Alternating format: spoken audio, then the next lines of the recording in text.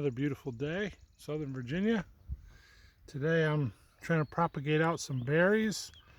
I planted a ginger root there. My Santa Rosa plums, they don't look too good right now. They do perk up a little in the evening. I probably should pull them out of the sun. They've only been in that pot not quite a week. I don't even know if they really can be propagated that way. But I tried them. I got some inside too in moist soil. They seem to be doing a little better, so probably should get those out of the sun. But I'm keeping them watered, and again at night when it gets a little cooler, they seem to do a little better.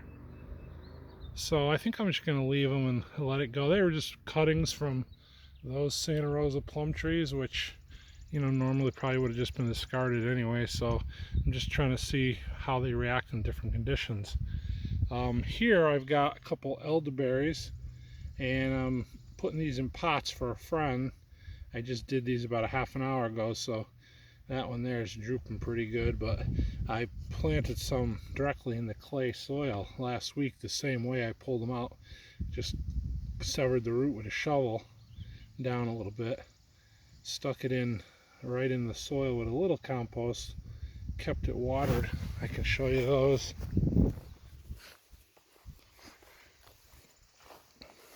I might have showed them last week, but that big one right there was one, and then those little ones there, I don't know if you can see them with the shadows, but they're doing good. And I really only watered them for a few days, and we had a rain a day or two, so they're on their own now. We'll see. But they, the thing with the berries, the elderberries and the blackberries too, they're really like a weed. I mean, just put them in and keep them watered and they do pretty good. So I got another blackberry here. It doesn't have any green on it, but these, what I did was I pulled them. That one looks really good. Where they had overgrown, again, I wasn't here for a couple years, so a lot of them drooped down and took root, like tip planted themselves. And so now I'm just going and pulling them up and replanting them again. So I've got a couple of blackberries there. There's actually two in there, one there, and two elderberries for a friend that's going to be moving and wanting to start some perennials. And so, it's a good way to try to just give back and like perpetuate that love for this kind of thing. So there's another one down there. I just planted it in a little compost. I put a little mulch over it to keep the soil from drying out. I got another hole prepared here, and I got to put some compost in and water it good. But let me show you what I do. I'll trim this back a little bit, but where it tip planted itself, I just pull it out of the ground.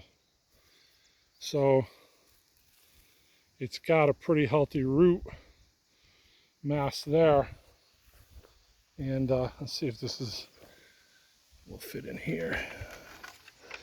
Let's let that soak in the water until I prepare the soil. I'll put some compost in there, water it in really good, stick that in there, fill it with compost, and again, they're like a weed. First week or so, I'll make sure it's watered. We're supposed to get rain tomorrow. Trying to do is just complete this row, complete it out. So that one's over there, and then I skipped a bamboo stake and I put one here because as they grow up, I'll tip them into the center and fill them in. That's how I did all these. This is my kind of my newest row, so it could still have some filling in to do.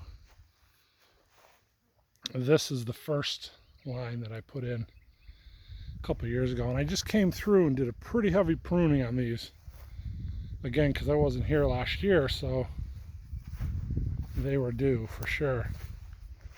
You can see that one, I cut out a lot of dead wood, and already I got some new sprouts coming. So I love berries, and they're good for you, and they grow like weeds. So somebody like me who doesn't really know exactly what I'm doing in a lot of cases can still have pretty good success. I pulled these back just to keep them out of the ground, and they'll you see one there, looks like it's starting to tip plant.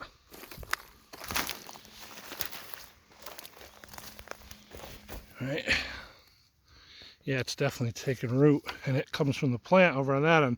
So what I'll do is I'll snip this one here and tie it up over here. It'll be a new plant. And get along with that one too. So I just need a little maintenance there, but that one's rooted on both ends. So I'll cut it in the center, and in that way I can fill in this space here. Start toward that end anyway. So I was going to complete this row, but I think I'm going to leave this open because I can get the tractor in here and it just makes it useful. I might have told you all this before, but I don't want to be redundant, but I guess a lot of times I am. This was going to be the outer perimeter. Already I'm seeing that I could use more space. So see, that was going to be my outer perimeter there, and this fence line was going to be my outer perimeter here.